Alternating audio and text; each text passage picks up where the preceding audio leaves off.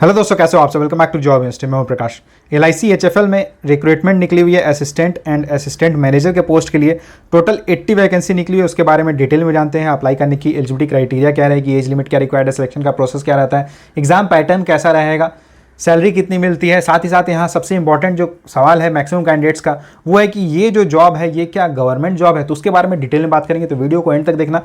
लेकिन वीडियो शुरू होने से पहले अगर आप इस चैनल पर नए हो तो चैनल को सब्सक्राइब जरूर कर लेना एंड बेल आइकन प्रेस करके ऑल सेलेक्ट कर देना, ताकि गवर्नमेंट जॉब से रिलेटेड सारी इन्फॉर्मेशन आपको टाइमली मिलती रहे। तो LIC HFL में असिस्टेंट एंड असिस्टेंट मैनेजर के पोस्ट में वैकेंसीज निकली हुई है। यहाँ ऑल इंडिया कैंडिडेट्स अप्लाई करने के लिए एलिजिबल है। मेल फीमेल दोनों ही अप्लाई करने के लिए एलिजिबल है। वैकेंसीज की बात करें तो रीजन वाइज यहाँ वैकेंसी निकली हुई है असिस्टेंट के पोस्ट के लिए एंड असिस्टेंट मैनेजर की पोस्ट के लिए जो वैकेंसीज निकली है ये ऑल इंडिया बेसिस पे है। यानी कि असिस्टेंट के पोस्ट में अगर आप अप्लाई करते हो तो जिस रीजन में आप अप्लाई कर रहे हो उसी रीजन में जाकर आपको एग्जाम देना होगा एंड उसी रीजन में आपकी पोस्टिंग होगी। लेकिन अगर आप असिस्टेंट मैनेजर के पोस्ट में अप्लाई करते हो, असिस्टेंट मैनेजर के पोस्ट में टोटल 30 वैकेंसी निकली हुई है, तो असिस्टेंट मैनेजर के पोस्ट में अगर आप अप्लाई करते हो तो ये ऑल इंडिया बेसिस पे रहेगी। यानी कि ऑल इंडिया मेरिट लिस्ट बनेगी एंड आपकी पोस्टिंग ऑल इंडिया में कहीं भी हो सकती है। तो असिस्टेंट के पोस्ट में टोटल 50 वैकेंसीज है एंड असिस्टेंट मैनेजर के पोस्ट पे टोटल 30 वैकेंसीज निकली हुई है। यहाँ आप अपनी रीजन वाइज वैकेंसीज देख सकते हैं एंड उसके अकॉर्डिंग फॉर्म फिल कर सकते हो। यहाँ स्ट्रिक्टली एक चीज़ इन्होंने मेंशन कर दी है, candidates can apply for only one post, not more than one application for a post should be submitted by any candidate. यानी कि केवल आप एक ही पोस्ट के लिए अप्लाई कर सकते हो। यानी कि आप या तो असिस्टेंट के पोस्ट में अप्लाई कर सकते हो या फिर असिस्टेंट मैनेजर के पोस्ट में अप्लाई कर सकते हो।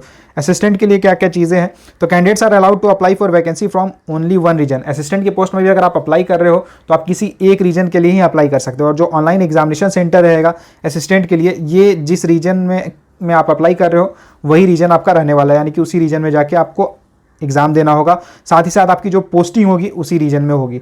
असिस्टेंट मैनेजर के पोस्ट की बात करें तो यहाँ पोस्टिंग ऑल इंडिया में कहीं भी हो सकती है। इंपॉर्टेंट डेट्स की बात करें तो ऑनलाइन रजिस्ट्रेशन 4 अगस्त यानी कि आज से स्टार्ट हो चुकी है। अप्लाई करने की लास्ट डेट 25 अगस्त रहने वाली है। साथ ही साथ कॉल लेटर्स के रिगार्डिंग इन्होंने बता दिया। कॉल लेटर यानी कि एडमिट कार्ड जो रहेगी ऑनलाइन एग्जाम की, ये 7 to 14 डेज एग्जाम के पहले आ जाएगी। ऑनलाइन एग्जामिनेशन असिस्टेंट के लिए एक्सपेक्टेड है सितंबर या अक्टूबर मंथ में, और साथ ही साथ असिस्टेंट मैनेजर के पोस्ट के लिए ऑनलाइन एग्जाम एक्सपेक्टेड है सितंबर या अक्टूबर में। अब बात कर लेते हैं सैलरी की। सिलेक्शन के बाद आपकी सैलरी क्या रहेगी, तो असिस्टेंट के पोस्ट में आपकी बेसिक पे 22,730 रहेगी। इसके अलावा आपको बहुत सारे अलाउंसेस मिलेंगे, जैसे कि लंच अलाउंस आपको मिलेगा, प्रोविडेंट फंड की फैसिलिटी आपको मिलेगी, मेडिक्लेम आप कर सकते हो, gratuity, LTC, group insurance scheme, housing loan की फैसिलिटी आपको मिलेगी, परफॉर्मेंस लिंक्ड इंसेंटिव्स मिलते हैं एंड इसके अलावा भी कई सारे बेनिफिट्स आपको मिलेंगे। यानी कि जो टोटल इमोल्यूमेंट्स जो आपकी टोटल सैलरी बनेगी असिस्टेंट के पोस्ट में वो 33,960 रहेगी ग्रॉस सैलरी। इसके अलावा अगर बात करें असिस्टेंट मैनेजर के पोस्ट के लिए, तो असिस्टेंट मैनेजर के पोस्ट में बेसिक पे ही आपकी 53,620 रहेगी। यानी कि सैलरी बहुत ही अच्छी रहने वाली है। और आपकी जो सारे अलाउंसेस वगैरह कैलकुलेट करने के बाद आपकी जो ग्रॉस सैलरी बनेगी ये 80,110 रहेगी। तो आप समझ सकते हो सैलरी कितनी बेहतरीन है। इसमें क्या क्या चीज़ें आपको मिलेगी, तो ये जो आपको सैलरी मिल रही है 80,110, इसके अलावा आपको lunch allowance, provident fund, then mediclaim, gratuity, LTC, group insurance scheme, housing loan, performance linked incentive and बाकी सारे बेनिफिट्स भी आपको मिलेंगे। यानी कि 80,000 तो आपको ग्रॉस सैलरी बन रही है। इसके अलावा भी बाकी बेनिफिट्स आपको मिलेंगे। असिस्टेंट के भी पोस्ट में ऐसा ही होगा, 33,960 आपकी ग्रॉस सैलरी बनेगी। इसके अलावा बाकी अलाउंसेज आपको मिलेंगे। यानी कि सैलरी एक तरह से बहुत ही बेहतर है। प्रोबेशन पीरियड आपको यहाँ सर्व करना होगा सिलेक्शन के बाद। तो असिस्टेंट के पोस्ट में आपको 6 मंथ्स की प्रोबेशन पीरियड सर्व करनी होगी एंड यहाँ पे असिस्टेंट के पोस्ट में ज्वाइन करने के बाद फर्स्ट मंथ से ही आपकी जो यहाँ पे इन्होंने बेसिक पे बताया वही बेसिक पे स्टार्ट हो जाएगी। यानी कि 33,000 के अप्रॉक्स आपकी ग्रॉस सैलरी आपको मिलने लगेगी। लेकिन असिस्टेंट मैनेजर के पोस्ट में थोड़ी चीज़ें अलग होने वाली है, क्योंकि यहाँ पे आपको 1 ईयर की ट्रेनिंग करनी होगी as management training and training के टाइम पे आपको मंथली केवल 25,000 रुपीज़ ही मिलेगा। ये एज स्टाइपेंड में भी आपको दिया जाएगा ट्रेनिंग के टाइम पे। सैलरी है हालांकि यहाँ कर है। और the appointment to the post of assistant manager will be subject to successful and satisfactory completion of training period. यहाँ क्लियरली इन्होंने मेंशन कर दिया। असिस्टेंट के पोस्ट में ऐसा कुछ भी नहीं लिखा गया है, लेकिन असिस्टेंट मैनेजर के पोस्ट में लिखा गया है कि अगर आप सक्सेसफुली ट्रेनिंग को कंप्लीट करते हो तो ही आपको रखा जाएगा। There will be a probation period of 1 year from the date of appointment as assistant manager, जो कि एक्सटेंड हो सकता है। तो एक 1 ईयर की तो आपको ट्रेनिंग करनी होगी एंड नेक्स्ट 1 ईयर जो आपका रहने वाला है ये आपका प्रोबेशन पीरियड रहेगा। एलिजिबिलिटी क्राइटेरिया की बात करें तो असिस्टेंट के पोस्ट के लिए अप्लाई करने की minimum age 21 years and maximum 28 years है। एज 1 जनवरी 2022 के अकॉर्डिंग कैलकुलेट की जाएगी एंड एजुकेशन क्वालिफिकेशन भी 1 जनवरी के अकॉर्डिंग ही कैलकुलेट की जाएगी। अगर आपने ग्रेजुएशन किया हुआ है किसी भी स्ट्रीम में और आपके मिनिमम 55% मार्क्स है तो आप यहाँ अप्लाई करने के लिए एलिजिबल हो। साथ ही साथ एक चीज़ यहाँ पे क्लियरली इन्होंने मेंशन की हुई है कि अगर आपने डिस्टेंस कोर्स किया हुआ यानी कि करस्पॉन्डेंस वगैरह किया हुआ उससे ग्रेजुएशन किया है तो आप यहाँ अप्लाई नहीं कर सकते हो। अगर बात करें असिस्टेंट मैनेजर के पोस्ट के लिए तो असिस्टेंट मैनेजर में 2 अलग अलग टाइप की यहाँ वैकेंसी निकली हुई है। एक है जिसमें सारे कैंडिडेट्स अप्लाई करने के लिए एलिजिबल हैं एंड दूसरा है जिसमें जो ऑलरेडी LIC ने डायरेक्ट मार्केटिंग एग्जीक्यूटिव्स जो हायर किए हुए हैं LIC HFL ने, तो उनके लिए एलिजिबिलिटी क्राइटेरिया थोड़ी डिफरेंट है। तो सबसे पहले बात करते हैं बाकी लोगों के लिए, नॉर्मल कैंडिडेट्स के लिए। तो अप्लाई करने की मिनिमम एज 21 ईयर्स है, मैक्सिमम 28 ईयर्स है। अगर आपने ग्रेजुएशन किया हुआ है किसी भी स्ट्रीम में और आपके मिनिमम 60% मार्क्स है तो आप अप्लाई कर सकते हो, या फिर आपने पोस्ट ग्रेजुएशन किया हुआ है तो फिर ग्रेजुएशन में आपके जितने भी मार्क्स है, पोस्ट ग्रेजुएशन में कितने भी मार्क्स है वो नहीं चेक किया जाएगा, केवल आपकी पोस्ट ग्रेजुएशन कंप्लीट होनी चाहिए। अगर बात करें DME के लिए यानी कि जो डायरेक्ट मार्केटिंग एग्जीक्यूटिव जो ऑलरेडी LIC HFL ने असाइन किए हुए हैं तो उनके लिए मिनिमम एज 21 ईयर्स रहेगी, मैक्सिमम 40 ईयर्स है। और अगर आपने ग्रेजुएशन किया हुआ है विथ मिनिमम 50% मार्क्स तो आप यहाँ अप्लाई करने के लिए एलिजिबल हो। MBA in marketing finance will be given preference, MBA वालों को प्रेफरेंस दिया जाएगा, ये कंपलसरी नहीं है। वर्क एक्सपीरियंस की बात करें तो असिस्टेंट एंड असिस्टेंट मैनेजर के पोस्ट में जो डायरेक्टली आ रहे हैं उनके लिए कोई वर्क एक्सपीरियंस नहीं रहेगा, मतलब कोई वर्क एक्सपीरियंस रिक्वायर्ड नहीं है। लेकिन जो ऑलरेडी DME है उनके लिए वर्क एक्सपीरियंस रिक्वायर्ड है कि 3 ईयर्स की उनकी वर्क एक्सपीरियंस होनी चाहिए LIC HFL के साथ।